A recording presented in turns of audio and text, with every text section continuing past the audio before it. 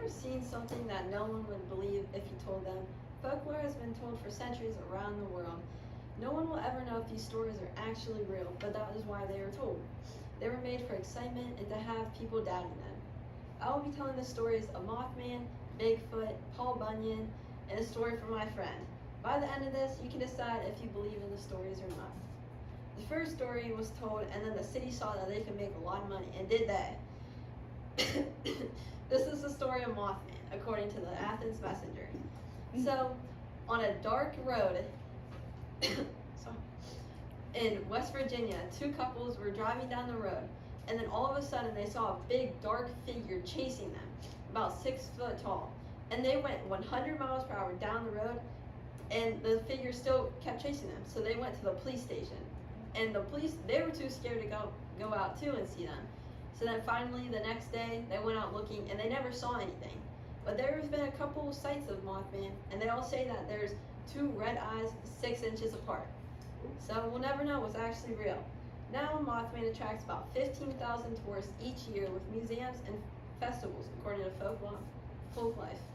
This next folktale is about Paul Bunyan. Paul Bunyan, he was born in Vermont, and he was such a big baby that he was 150 pounds at 15 months.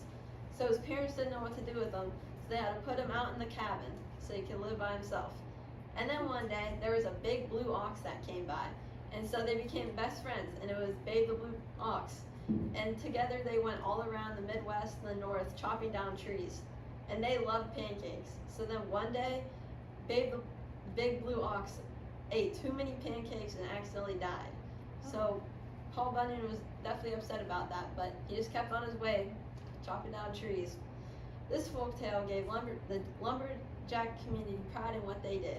It also showed regular people that lumberjacks are important, so they had more respect for what they do. Some stories not everyone believes, but they might actually turn out to be true, like this story in France.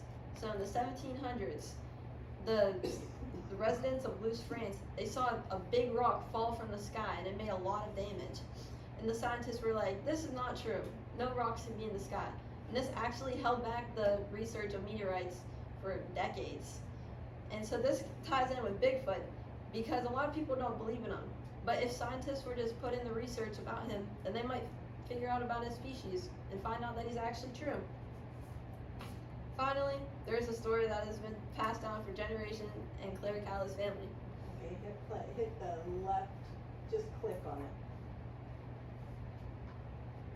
It was my grandfather's camp, and he told me this story the first time that I went to camp, and it was basically that there are power lines behind our camp and like all the land that we own, and while they were building the power lines, a lot of like weird stuff happened, and now all of the ghosts of the people that died building the power lines, like somebody accidentally hung themselves on the power line cable, and then back then they didn't really like care about the like how you can't be around electrical things while it's storming, so they were trying to build them while it was storming, because they had like a set amount of time to do it, and they got electrocuted, like 5 of them at the same time, and now all of these ghosts are haunting them back there, and we would like go back there like on a walk, and he'd be like, oh, there's Dale, and oh, there's Steve, bro. You know, like you could tell when the wind blew.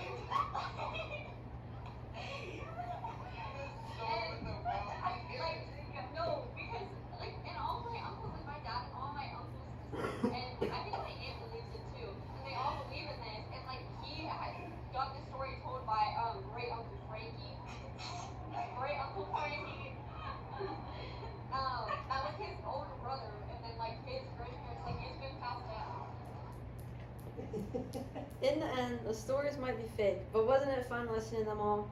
One day you can tell your grandchildren and children about this and pass it down.